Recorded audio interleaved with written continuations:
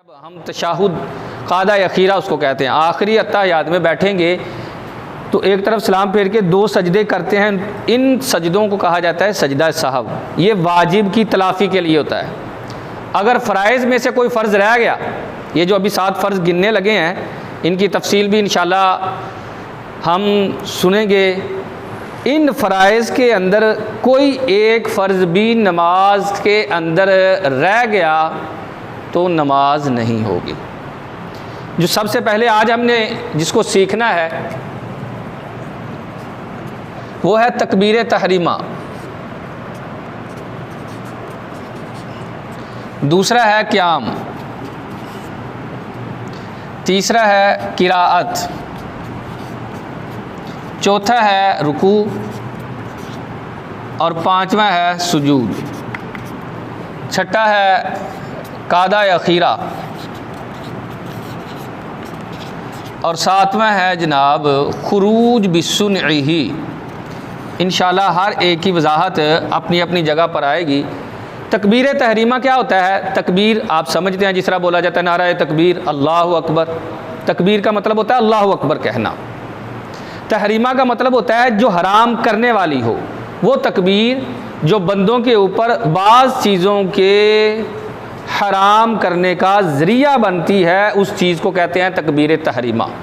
देखें, आपने नमाज शुरू की, अब आपके ऊपर कलाम करना, गुफ्तगू करना, खाना पीना, चलना, दुनियावी मामलात जो हैं हमारे, वो सारे के सारे हराम हो गए ना।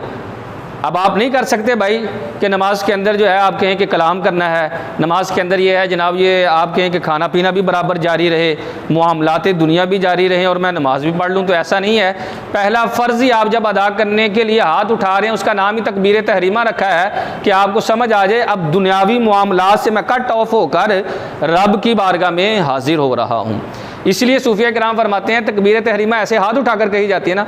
आप फरमाते हैं बंदा हाथ उठाकर ये अर्ज़ कर रहा, मौला मैं दुनिया से तंग आ गया, मैं दुनिया से बरात का ऐलान करता हूँ, दुनिया को छोड़ता हूँ, अब तेरी बारगाह में आ रहा हूँ, तू ही मेरी मुश्किलात को हल करने वाला है और मुझे नवाजने वाला है। ऐ रब्बे करीम तू मुझे नवाज दे। ये तकबीर तहरीमा का मकसद है। अब तकबीर तहरीमा कहने का अंदाज़ क्या है, किस अंदाज से कहनी चाहिए, नज़र कहाँ होनी चाहिए? चूँकि हम अहनाफ हैं, अहनाफ का तरीका जो है प्रैक्टिकली देख लें कि इसके अंदर किस तरह है। ये जब आपने तकबीर तहरीमा कहनी है तो ये हाथ उमूम में जैसे उमूमी हालत के अंदर होते हैं, ना ये ऐसे हों ना ये ऐसे हों, नॉर्मल अंदाज के अंदर, इसको हथेली कहते हैं। और जब आप तकबीर तहरीमा कहने लगेंगे तो ऐसे हाथ उठाकर, हदीस पाक के अंदर आता है, इसको कहते हैं कान की लौ, यानी ये जो नरम हिस्सा ना, ये नरम हिस्सा अहनाफ के नज़दीक ये है कि यहाँ तक हाथ उठाना मुस्तहब, ऐसे हाथ उठाए और ये हथेलियाँ किबला की तरफ रखे। नज़र भी फिल वक्त जब तकबीर तहरीमा कहनी है किबला की दीवार की तरफ होगी। आप दीवार किबला की तरफ देखते हुए अल्लाहु अकबर, हदीस पाक में है कि तहता सुर्रा, सुर्रा कहते हैं ये नाफ को, कि नाफ के नीचे जो है हाथ बांधे जाएं। आप प्रोसीजर ज़रा तवज्जो कीजिएगा मैं कैसे कह रहा हूँ। यहाँ से यहाँ हाथ रखे हैं, अल्लाहु अकबर, मैंने ये नहीं कहा अल्लाहु अकबर मतलब अल्लाह अकबर यहाँ क्या कर, मैंने हाथ बाद में नहीं बांधे। वो जो तकबीर कह रहा हूँ ना, उसी के दौरान मैं ये अमल कर रहा हूँ।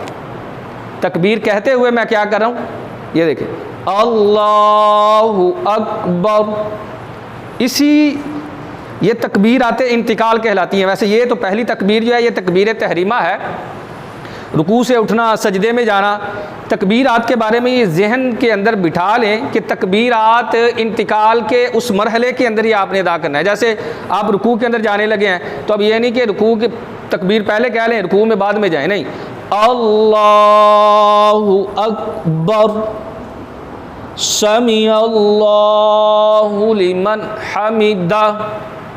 ये जो प्रोसीजर कर रहे हैं ना आप, जाने वाला, उठने वाला, इसी तरह सजदे में जाने वाला, इस दौरान ही आपने तकबीर कहनी है। ये नहीं कि पहले तकबीर कह लें या उठकर खड़े हो जाएं फिर उसके बाद तकबीर कहें, ऐसा नहीं है।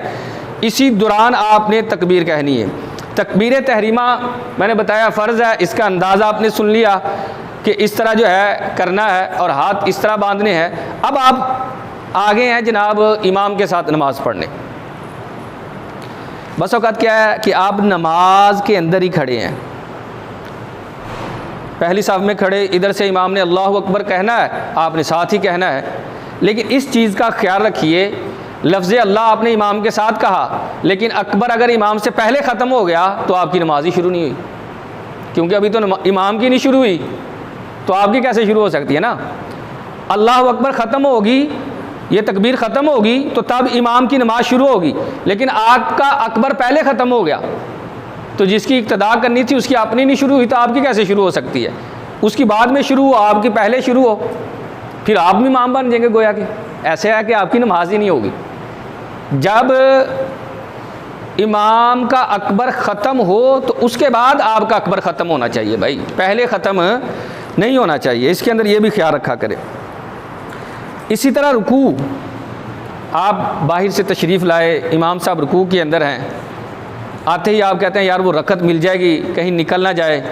और इसके अंदर हदीस पाक सुन ले, नबी करीम सल्लल्लाहु अलैहि वसल्लम ने इरशाद फरमाया, जब बंदा मस्जिद के अंदर आए तो इमाम जो है वो जमात करवा रहा है, उसे चाहिए कि तहम्मुल के साथ मस्जिद के अंदर चले, जितनी रखते पाले वगरना जो छूट गई है बाद में अदा कर ले। मस्जिद का तकद्दुस पामाल नहीं करना चाहिए, भाग कर आएँ मस्जिद के अंदर उदम मचा दें, शोर डाल दें, ऐसे नहीं करना चाहिए। तरीक़ाकार क्या है कि तहम्मुल के साथ, वक़ार के साथ, इत्मीनान के साथ आप आएँ, जितनी रखते मिलेंगी उनको पा लें।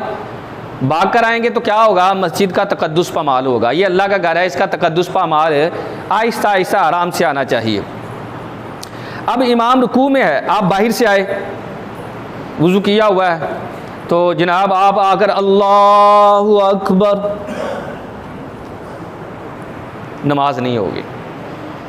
अल्लाहु अकबर खड़े खड़े कहना है, अल्लाहु अकबर हाथ ना बांधे उस वक़्त। आप जब रुकू के अंदर है ना इमाम, अंदाज देखें, अल्लाहु अकबर, ये खड़े खड़े आपने अल्लाहु अकबर तकबीर तहरीमा कह ली, अल्लाहु अकबर, दूसरी तकबीर रुकू की कह ली।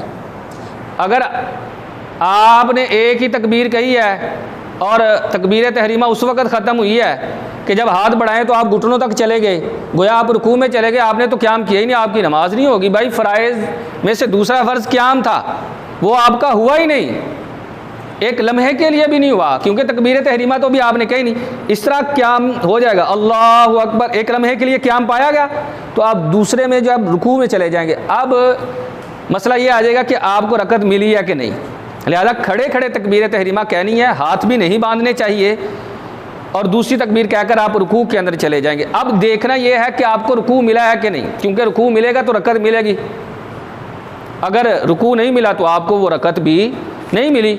अब इसका अंदाज़ा कैसे होगा, अब देखें, जब आप हाथ बढ़ाएं तो घुटनों तक पहुँचें, इस कैफियत के अंदर आप किसी न किसी एतबार से इमाम के साथ मिल रहे हैं। मतलब मैं यहाँ ऐसे हाथ बढ़ा रहा हूँ, इमाम भी यहाँ उठा है, अभी मैंने और नीचे होना है, लेकिन इमाम और मैं दोनों बराबर हो गए तो आपका रुकू मिल गया। लेकिन अगर आप यहाँ हैं, इमाम उठ गया है, तो आपको रुकू नहीं मिला, लेकिन आप सुजूद साथ करेंगे, सजदे साथ करेंगे, बाद में ये छूटी हुई रकत को दोबारा गोया के अदा करेंगे। इसी तरह तकबीर तहरीमा के अंदर जो बहुत वाज़ेह गलती की जाती है अल्लाह अकबर के बारे में, देखें ये लिखा है अल्लाहु अकबर,